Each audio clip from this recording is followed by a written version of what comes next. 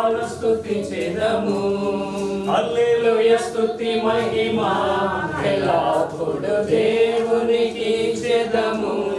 ప్రేమ కలిగిసయ్యా మీకు స్తోత్రాలు వందనాలైనా దేవా మీ కృపను బట్టి మా ప్రియులను ఎంతో దీవించి ప్రేమించి అరవింద్ గారిని కుమారుడిని ఎంతో ప్రేమించి ఇచ్చిన ఈ నూతనమైన గృహాన్ని బట్టి స్తుతిస్తున్నాం ప్రభా. మీకే వందనాలు చెల్లిస్తున్నాం నాయన. మీ కృప లేకుండా మీ దయ లేకుండా ప్రభా, మీ సహాయం లేకుండా ఈ లోకంలో ఏది కొద్ది వరకు మీ స్థితిగా నడిపించినందుకు మీ స్తోత్రాలు నాయన. ఎక్కడ ఇబ్బందులు పడకుండా అన్ని కొరతల్లో మీరు తోడుగా ఉండి ప్రతి విషయంలో జయమిస్తూ నడిపించిన కార్యాన్ని బట్టి స్తుతిస్తున్నాం.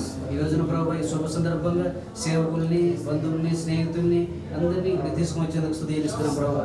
ఈ కుటుంబ పక్షంగా మేమందరము మిమ్మల్ని కలిసి ఆరాధించి స్తుతించి మహిమపరుస్తూ ఉండగా మీరే మహిమ ఘనత ప్రభావం వేడుకుంటున్నాము. సహాయం చేయండి.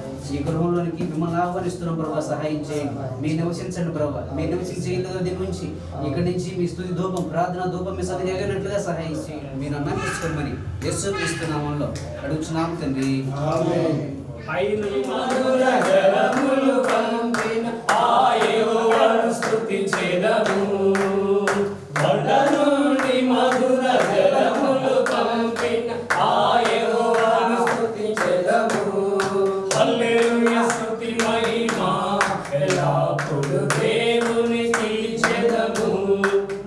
కుమార్ గారిని ఇచ్చినటువంటి బహుమానంలో కుమారుడు రాజేష్ ప్రత్యక్షను మీరు నిలబెట్టి ప్రాంతంలో ఇల్లు నిర్మాణం జరిగించడానికి మీరు చూపిన కృపను బట్టి మీకు మనం తెలుస్తున్నాం. ఎన్నో వ్యయ ప్రయాసాలు కోర్చి నీ కృప చేత నింపబడి తండ్రి సమస్యని అందులో తీసుకుని ఈ దిన రాబోయే గృహ ప్రతిష్ఠ కార్యక్రమం జరిగించడానికి ప్రభువా మీరు సిద్ధపరిచిన విధానాన్ని బట్టి మీ స్తోత్రాలు వందనాలు చెల్లిస్తున్నాను. ఈ ఇంటి పనిలో అనేక మంది సహాయపడి ఉన్నారు ప్రభు. అందరినీ దీవించండి. మరి అరవింద్ కుమార్ గారు ఆయా ప్రాంతాల్లో నుంచి వచ్చినప్పుడు, అలాగే రాజేష్ విజయవాడ నుంచి వచ్చినప్పుడు ప్రభు తెలుస్తున్నాం. ఈ దినం ప్రభా హృదయం సంతోషంతో నిండిన విధానం బట్టి మీకు నాకు తెలుస్తున్నాం. అనేక మంది సేవకులు, బంధువులు, మిత్రులు, శ్రేయభిలాషులు తండ్రి సమక్షంలో ఈలోగా ఈ గృహ ప్రతిష్ఠ కార్యక్రమాన్ని మీరు జరిగించడానికి మీరు చూపున ఈ యొక్క శాశ్వతమైన ప్రేమను బట్టి మీకు నాకు తెలుస్తున్నాం. దయచేయండి ఈ గృహం అనేకులకు ఆతిథ్యమితి గృహంగా, అనేకులకు తండ్రి దీవెనకరమైన గృహంగా ప్రభా, అనేకులకు ప్రార్థించే నిలయంగా ప్రభా, అనేకులకు రక్షణ కలిగించే గృహంగా ప్రభా, అనేకులకు ప్రభా సేద తీర్చే గృహంగా ప్రభా, నిత్యం ఇమ్మానుయేలు దేవుడిగా నీ కృపతో ఈ గృహం నింపమని ప్రార్థిస్తున్నాను. రాబోదినాలు నేను ఎవరు నివసించినను ప్రభువా వారికి మేలు ప్రయోజనకరంగా దేవుని యొక్క కృప మేము పొంది ఉన్నాను, దీవించబడ్డామని గొప్ప సాక్ష్యం నేను కలిగి ఉండడానికి అటువంటి సాక్షాత్తుగా ప్రభువా ఈ గృహం మీరు దీవించమని నిశ్చయము. నూతన గృహ ప్రతిష్ఠ కార్యక్రమం ఇంతవరకు తోడుగా ఉన్నారు. మీకు వందనాలైనా ఇంకను వాక్యం ద్వారా, పాటల ద్వారా ఆరాధించి మహింపరుస్తూ ఉండగా ఈ కోడికని ఆది నుంచి అంతవరకు మీ అధ్యక్షతను నడిపించండి. చేరు వచ్చిన విశ్వాసుల్ని, సంఘాన్ని, బంధువుల్ని, సేవకులందరిని బట్టి స్తుతిస్తున్నాం ప్రభావ. దీని మీ దాసుల ద్వారా మాతో మాట్లాడి సహాయం చేయండి. ఆరాధిస్తూ ఉండగా మహిమ ఘనత ప్రభావం మీరే పొందండి ప్రభావ. మీ శక్తిని, మీ ఆత్మని, మీ వెలుగుని, ప్రసన్నతని ఈ గృహం మీదను మా మీదను ఉంచి ఈ కూడి కాదించేంతవరకు మీ పద్ధతిలో మీ పరిధిలో నడిపించి సమస్త ఘనత, మహిమ, ప్రభావమును మీ నామను తీసుకున్నామని యేసు క్రీస్తు నామంలో అడుగుతున్నాము తండ్రి. ఆమేన్. ప్రార్థించిన సేవకులకు ప్రభు నామమున వందనాలు. మహోన్నతుడా నీ కృపలో నేను నివసించుట నా జీవిత ధన్యత అన్నది మనందరికి వచ్చిన పాట కనుక సాధ్యమైనంత వరకు అందరూ కలిసి పడదాం. లోపల ఉన్నటువంటి బంధువులు అందరూ బయటకు వచ్చండి అయ్యా. ఆ ప్రాంతాల నుంచి వచ్చినటువంటి వెల్ విషర్స్ అండ్ శ్రేయభిలాషులు అందరూ వేదిక ఎందుకు వచ్చినట్లయితే మన దేవుని ఆరాధిద్దాం, కనపరచుదాం. పైన వారందరూ కూడా కిందకు వచ్చాడు. బ్రదర్ అందరూ పిలిచేయండి సార్. జీవిత ధన్యతయున్నది నా జీవిత ధన్యతయున్నది మోడు బారిన జీవితాలను చిగురింపచేయగలవు నీవు. మోడు బారిన జీవితాలను చిగురింపచేయగలవు నీవు. మారానుభవం మధురముగా, మారానుభవం మధురముగా మార్చగలవు నీవు. మహోన్నతుడా నీ కృపలో నేను నివసించుట నా జీవిత ధన్యతయున్నది.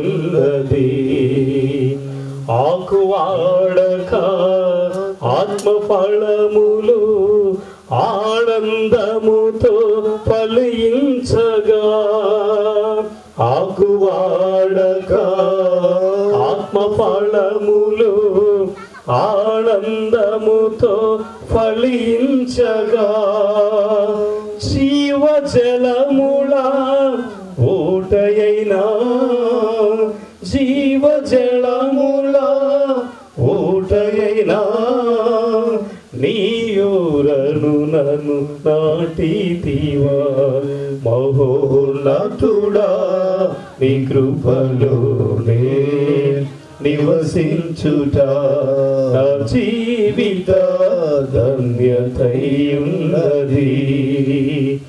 వాడబారని స్వాధ్యము నాకై పరమందు దాచియుంచితివా వాడబారని స్వాధ్యము నాకై పరమందు దాచియుంచితివా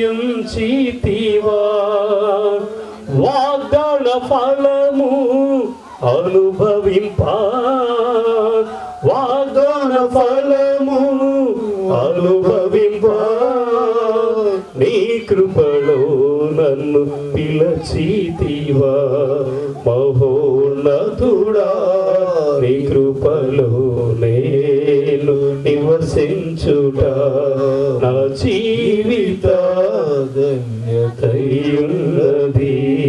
మహోన్నతుడా నీ కృపలో నేను నివసించుట మహోన్నతుడా నీ కృపలో నేను నివసించుట నా జీవిత ధన్యతయున్నది నా జీవిత ధన్యతయున్నది హల్లెలూయా.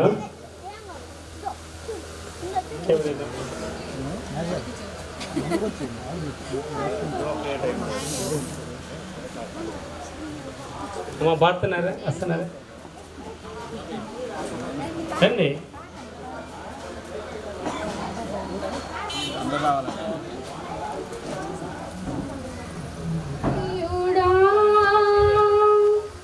నీ చేతితోనే నన్ను లేపినావు, నీ చేతిలోనే నన్ను చిక్కుకొంటివి, నీ చేతితోనే నన్ను లేపినావు, నీ చేతితోనే నన్ను చెక్కినావు, నీ చేతి నీడలో నన్ను దాచుకొంటివి, నీ చేతి నీడలో నన్ను దాచుకొంటివి నా ప్రియుడా యేసయ్యా.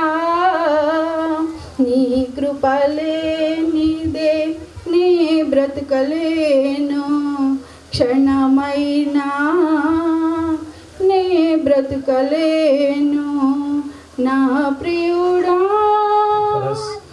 Psalms 128.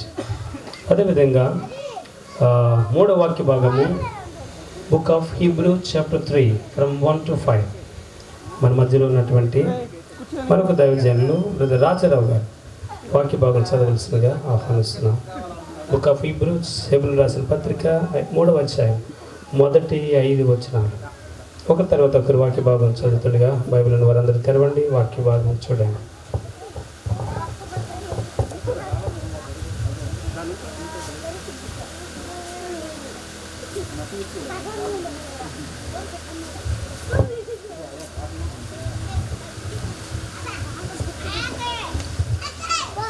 కీర్తనల గ్రంథం 127వ అధ్యాయం. యెహోవా ఇల్లు కట్టించని ఎడల దాని కట్టువారి ప్రయాసము వ్యర్థమే, యెహోవా పట్టణమును కాపాడని ఎడల దాని కావలి కాయువారు మేలుకొని ఉండుట వ్యర్థమే. మీరు వేకువనే లేచి చాలా రాత్రి అయిన తరువాత పండుకొనుచు కష్టార్జితమైన ఆహారము తినుచుండుట వ్యర్థమే. తన ప్రియులు నిద్రించుచుండగా ఆయన వారికి ఇచ్చుచున్నాడు.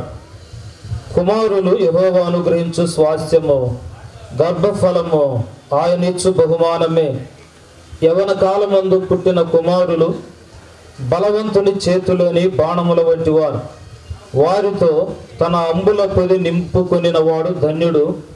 అట్టివారు సిగ్గుపడక గుమ్మములో తమ విరోధులతో వాదించుదురు. దేవుడి వాక్య భాగములను దీవించి ఆశీర్వదించును గాక. మొదటి నుంచి చదువుకున్నామండి. యెహోవా యందు భయభక్తులు కలిగి ఆయన త్రోవ యందు నడుచువారందరూ ధన్యులు. నిశ్చయముగా నీవు నీ చేతుల కష్టార్జితమును అనుభవించదవు. నీవు ధన్యుడవు, నీకు మేలు కలుగును.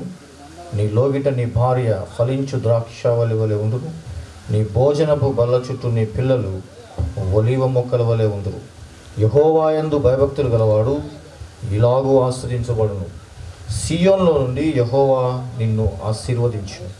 నీ జీవితకాలమంతయు యెరూషలేమునకు క్షేమము కలుగుట చూచెదవు. నీ పిల్లల పిల్లలను చూచెదవు. ఇశ్రాయేలు మీద సమాధానం ఉండునుగాక. దేవుడు ఈ మాటలను దీవించు. అపోస్తలుడైనటువంటి పౌలు హెబ్రీలకు రాసిన పత్రిక 3వ అధ్యాయము మొదటి 4 చరణాలు వచనాలు చదువుకుందాం. ఇందువల్ల పరలోక సంబంధమైన పిలుపులో పాలు పొందిన పరిశుద్ధ సహోదరులారా, మనము ఒప్పుకొనిన దానికి అపోస్తలుడును ప్రధాన యాజకుడినైన యేసు మీద లక్ష్యముంచుడి.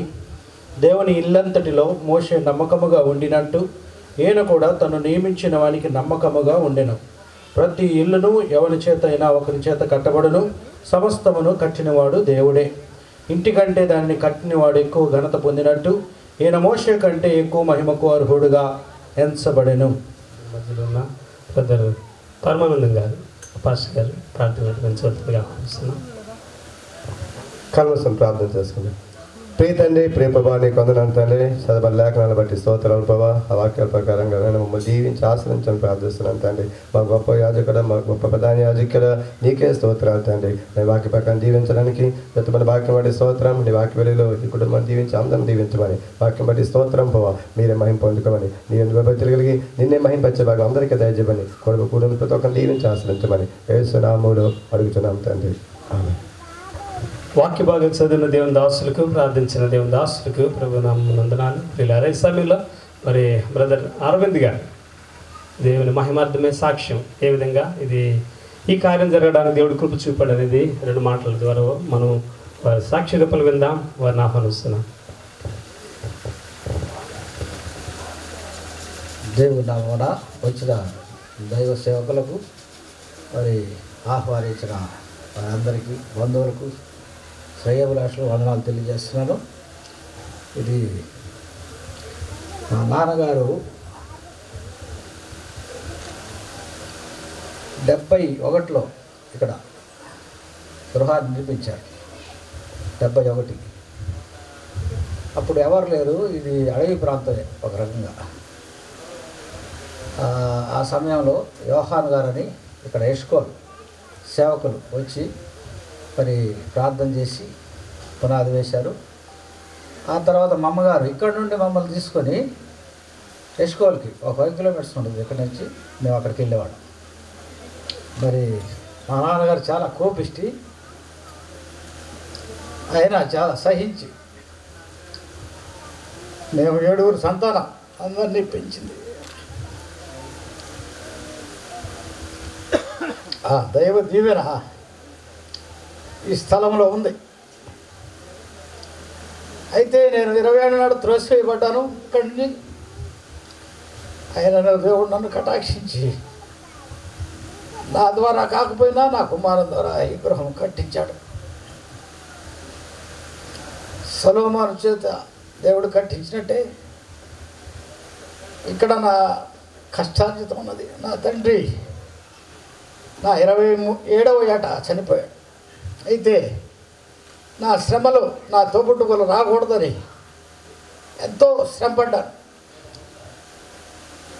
ఇక్కడ సాక్ష్యం ఉన్నది. నేను చేసే ప్రతి కార్యాలయం కూడా నాకు సాక్షాత్తంగా ఉంది. అలాగే నేను చేసిన సేవ ఫలితం ఇది. ఈనాడు బిడ్డకు ఇచ్చాడు గృహం కట్టడానికి శక్తి. మరి దేవుని సన్నిధిలో మనం ఉన్నప్పుడు ఆయన సమయములు ఆయన కాలములు మనకు తెలియవు, కానీ దేవుని నిర్ణయాన్ని బట్టి పనులు జరుగుతాయి. అది 20 ఏళ్ళు నేను కనాను యాత్ర చేసినట్టే ఒక్కడే ఆత్మీయ తండ్రి పరలోక దేవుణ్ణి ఆధారం చేసుకొని, నా తల్లి అంత తెలివైనది కాదు, అయితే బాధ్యత కలిగినదే కానీ సహింపు కలిగినదే కానీ మరి అన్నీ నేనే తండ్రిని అడిగి మంచి మంచి మంచి అని అన్నిటినీ చేశా. ఆ మంచి ఫలితమే ఇప్పుడు అందరూ అనుభవిస్తున్నారు. అయితే కుమారుడైన యేసుక్రీస్తు వారికి స్వజనులే వాళ్ళు శత్రువులయ్యారు. ఆయన స్వజనులే ఆయన్ని తృణీకరించారు. ఆయనను సృష్టికర్త అయిన దేవుడు ఆయన్ను ఈ లోకంలో నీతిమంతుడుగా ఉంచాడు. మరి ఆయన ఒక మార్గమును కుమారుని ద్వారా మనకు అనుగ్రహించాడు. ఆ మార్గంలో మనం నడుచుకోవాలి. అది పరమరాజ్యం. ఆ రాజ్య వారసత్వమును కుమారుని ద్వారా మనకు అనుగ్రహించాడు. ఈ లోకంలో శ్రమలు ఉంటాయి, అయినను లోకం జయించిన కుమారుడు అనుకున్నాడు. అలాగే నేను కూడా శ్రమలు పడ్డాను. నా తండ్రిని ఆయన పితరుల ఇంటికే తీసుకెళ్ళాను. ఇక్కడ నుంచి చనిపోయినప్పుడు అక్కడే సమాధి చేశాం. అలాగే మా అమ్మగారిని కూడా అక్కడే చేశాను.